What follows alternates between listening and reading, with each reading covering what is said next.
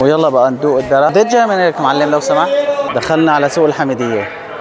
طبعا هلا هو اليوم مسكر وبالليل كمان في إضاءة، فأنا قلت هيك اجي صور لكم على الرواق.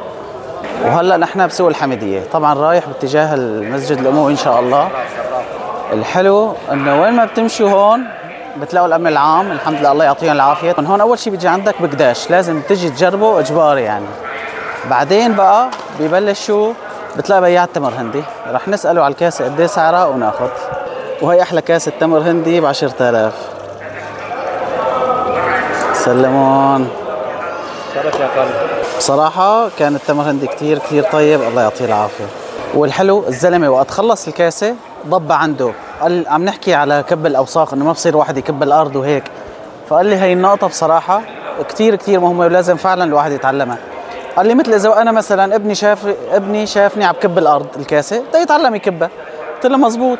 فقال لي لازم فعلا كل واحد من نفسه تبلش هي القصة لحتى عن جد يبطلوا العالم يكبوا شيء بالأراضي. فما بالك إذا كان في هناك. وهي شغلوا الأضوية ما شاء الله. والنبي صلى الله عليه وسلم اسقينا من فضلك. الأمر الآخر أيها الإخوة، الجمع اليوم لصالح معهد التهذيب والتعليم، فأغدقوا لهم العطاء جزاكم الله خيرا، وارفعوا أكفكم حتى ندعو الله.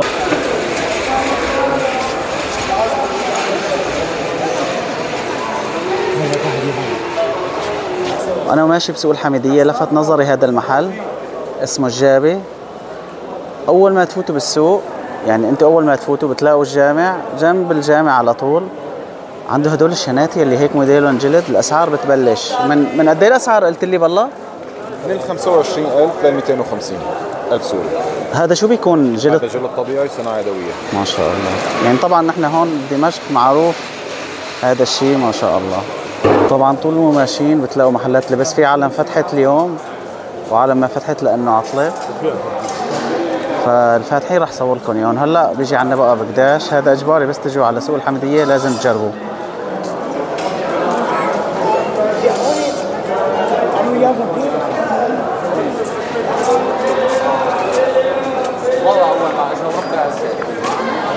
شفت هون الشاب هذا عم يبيع اغراض، طبعا عم بيقول لي مثل هيك شيء كان ب 55,000 صار ب 35,000. مثل هيك تيشيرتات الرياضة هدول 25. يعني الأسعار تبدأ من 35,000.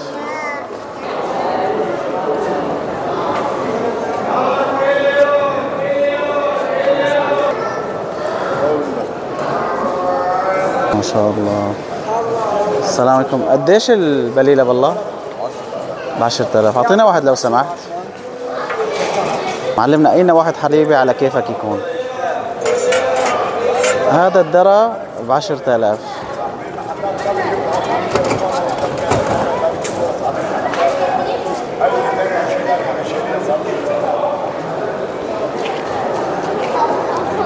وهي أخذنا عرنوس درع ب 10,000. وهي جانيريك، يلي قاعد بمصر أكيد مشتهي على الجانيريك. قديش جانيريك معلم لو سمحت؟ 20,000؟ ب 20,000. لا أرخص من عنا بكتير بكتير، والجانيريك السوري معروف. ويلا بقى ندوق الدرع.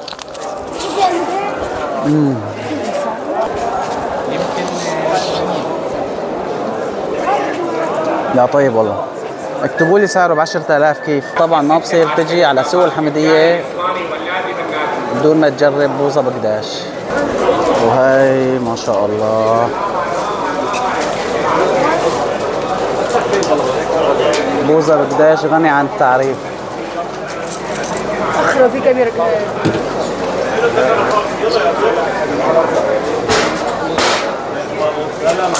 هاي الأسعار. وكمان بيتعاملوا بالدولار أو الليلة التركي. هاي سوريا.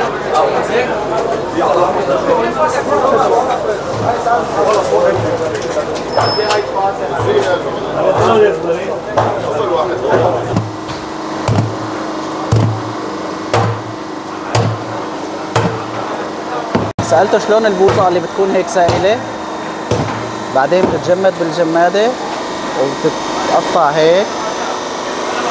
واخر شيء هيك بتصير يعني طلع هيك.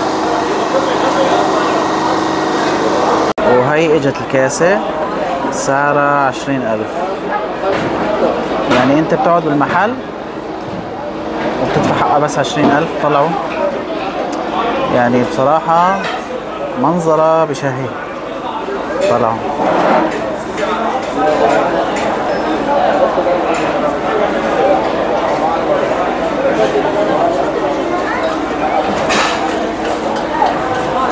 طبعا هي بوزة بقداش. اول شيء تعالوا نشوف.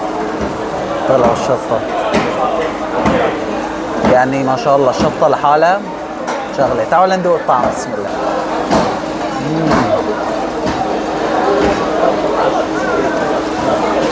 بيحطوا من فوق قشطة وفستق والبوزة العربية يعني ما شاء الله شي بجنن. تعالوا احكي لكم شغلة. وانا قاعد عم بصور ولا في عيلة عم يطلعوا علي يعني معهم شباب، ولا طلعوا هدول الشباب ساكنين على حدود تركيا والعراق ومتابعيني، وشفتهم هلا انا صار لي يوم واصل من مصر، فسبحان الله على الصدفة يعني. قال لي نحن متابعينك بس ما توقعنا ابدا ننزل ونشوفك بالشام.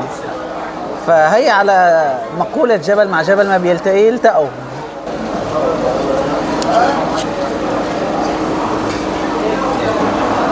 سعرها 20,000 تقريبا يعني $2، بس ما شاء الله شو دسمة يعني طلعوا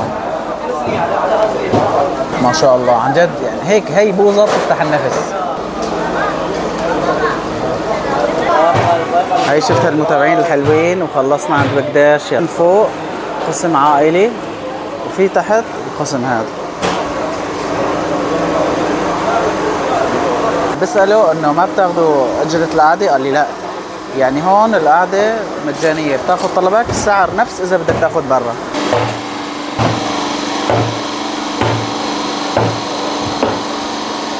وهي عندهم كمان المحلاية 15,000.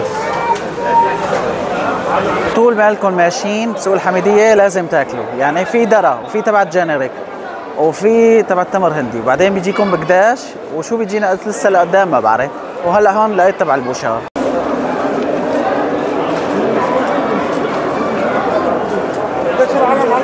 وفي هاي الشيبس الطبيعية كثير عم بشوفها. لو سمحت قد ايه الكيس والله؟ 5000 اذا الله. اعطينا واحد لو سمحت.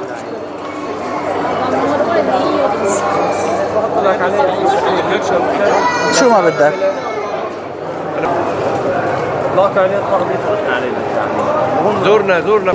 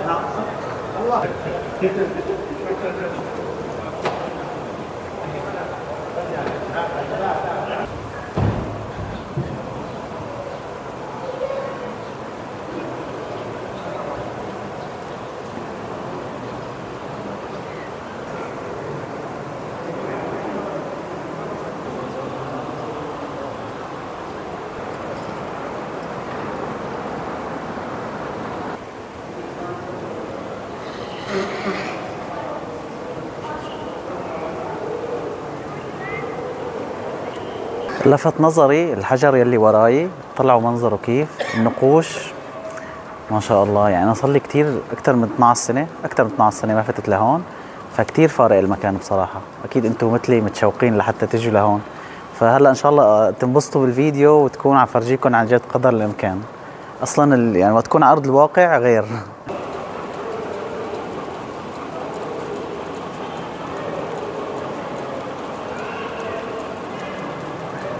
طبعا في 4 أعمدة مثل هاد نفس الزغرفة.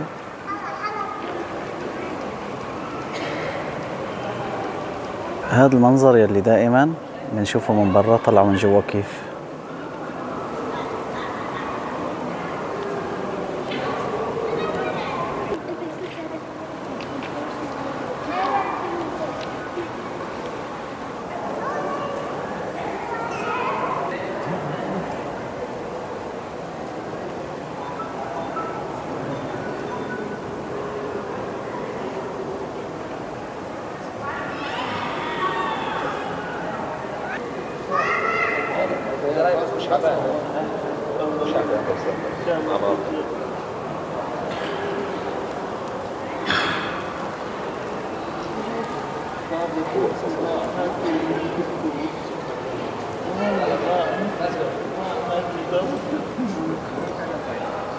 وطبعا بس تطلع على ساحة المسجد بتحس عن جد ما شاء الله شعور، يعني هذا تاريخ ثقافة عن جد.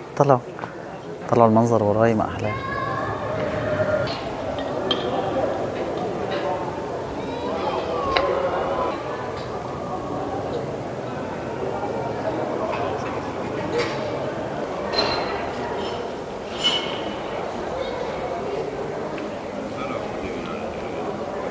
ولهون بتكون خلصت جولتنا بالمسجد الأموي وسوق الحميدية. اكتبوا لي رأيكم بالتعليقات وقديش صار لكم ما زلتوا المسجد الأموي. بصراحة المكان كتير حلو وما بتشبعوا أبدا، وبتتمنوا عن جد ما تطلعوا منه، لأنه كل تفصيلة وكل شيء أنتم عم بتشوفوه في تاريخ. فهذا شيء كتير حلو، وعن جد مشكورين على مجهودهم، كيف رجعوا رمموا وكيف رجعوا زبطوا. هي لحالها شغله كتير حلوه، الله يعطيهم العافيه. شيء بيفرحك انت وقت تشوف البلد عم بيصير فيها شغلات جديده، فالله يعطيهم العافيه. ولا تنسوا تحطوا لنا لايك وشير للفيديو. سلام.